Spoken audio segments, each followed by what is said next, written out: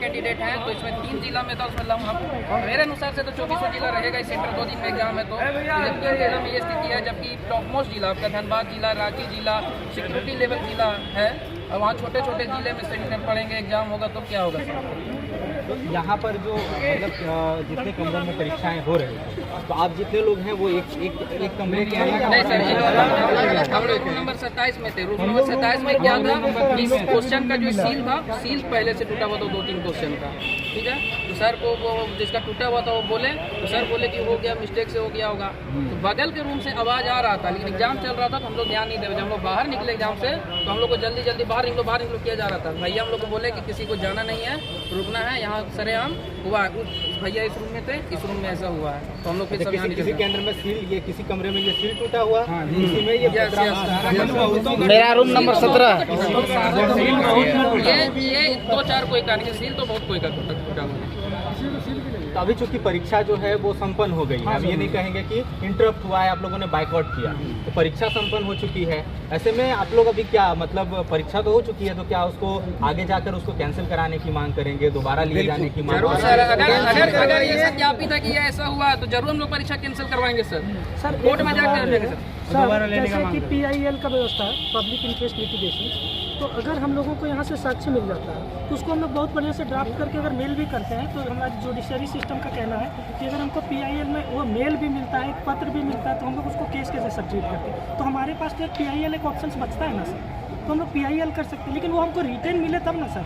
तो आपसे अनुरोध है कि हम लोगों को रिटेन दिलवा दीजिए सर। अच्छा, एक चीज़ और है कि अभी हाल ही में आप लोग जानते हैं कि झारखंड सरकार कानून लेके आई है परीक्षा में नकल को रोकने के लिए, और उसमें प्रावधान एक तो ये है कि जो लोग दोषी पाएंगे उन पे कार्रवाई होगी और सजा के प्रावधान बहुत कड़े हैं। इसके अलावा उसमें ये भी प्रावधान किया गया है कि अगर आरोप गलत पाए जाते हैं तो अभ्यर्थियों पे कार्रवाई होगी। तो उन चीज़ों को लेकर भी आप लोग सोच रहे होंगे, देख रहे होंगे सब? सर देखिए, सबसे बड़ी बात ये ना कि हमारी सरकार बोलती कुछ और करती कुछ और। जैसे कि जो सेंटर को वो JEE के एग्जाम में चोरी हुआ था, उसको पहले तो वो ब्लॉक किए हुए थे, ब्लैक लिस्ट में डाले हुए थे, फिर उसी सेंटर में एग्जाम हुआ। तो हमारे मुख्यमंत्री जो बोल रहे हैं वो कर कहाँ रहे हैं? सबसे बड़ी बात तो उनके ही चरित्र पे हमको मतलब प्रश्नवाचक चिन्ह लग जाता है कि आप जो बोल रहे हैं पहले वो करें, तो हम लोगों को भी तो भरोसा हो कि हमारे मुख्यमंत्री जी ईमानदार हैं, नेक है, वो भी चाहते हैं कि हमारे जैसे छात्र सामने। लेकिन हमारे मुख्यमंत्री जी वास्तविक रूप में वो नहीं चाहते। वो कहीं ना कहीं इस बात से वो परे हैं या इस बात से वो विमुख है कि वो अच्छे कैंडिडेट, डिजर्विंग कैंडिडेट हैं जो उस जगह में जाए और उस तरह के काम करें। जैसे अच्छे कैंडिडेट नहीं है, तभी तो आज हमारे एजुकेशन सिस्टम में इतना गंदा स्थिति सर।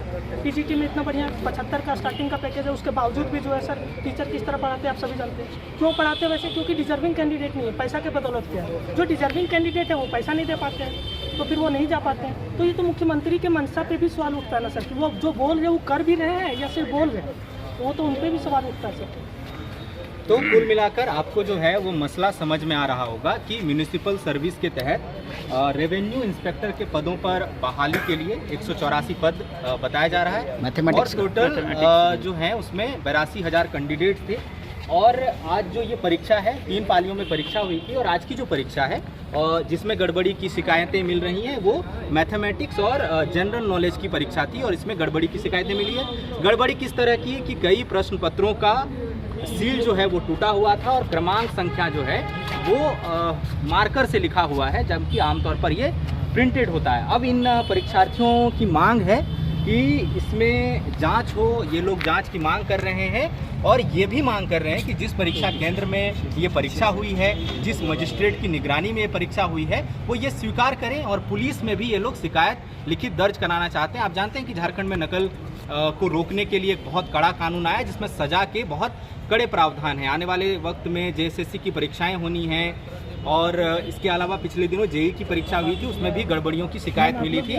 तो ये बड़ा मसला है कि आरोप जो हैं अभ्यर्थियों के वो कितने सही हैं, ये जांच का मसला है। लेकिन जब बार बार ऐसी शिकायतें आती हैं तो झारखंड की प्रशासनिक व्यवस्था को लेके, जो प्रतियोगी परीक्षाएं हैं उनकी व्यवस्था को लेकर बड़ा सवाल खड़ा होता है कि कब शांतिपूर्ण ढंग से परीक्षाएं संपन्न हो पाएंगी, बिना किसी शिकायत के हो पाएंगी। और ये जो मामला है इसमें JSSC और सरकार किस तरह से एक्शन लेती है, कितनी गंभीरता से इस मामले को सुनती है। फिलहाल हमें इजाजत दीजिए, सहयोगी अल्ताफ के साथ मैं सूरज द फॉलो अप रांची। कौन सा स्कूल का नाम क्या है? संत पॉल कॉलेज। आप जाते अंदर वो उनसे बात करते तो रिपोर्ट तो उनको देना ही पड़ता है, कोशिश की अथॉरिटी वो साइन या मोहर तब हम जेएसएससी या किसी को बोले हम आपको कोई बोलेगा खाली रिटर्न हम लोग खुद से एप्लीकेशन लिख देंगे कॉलेज का मोहर या जो चलिए कोई बात नहीं। आप लिख देना चाहते हैं कि मैंने ऐसा ऐसा घटना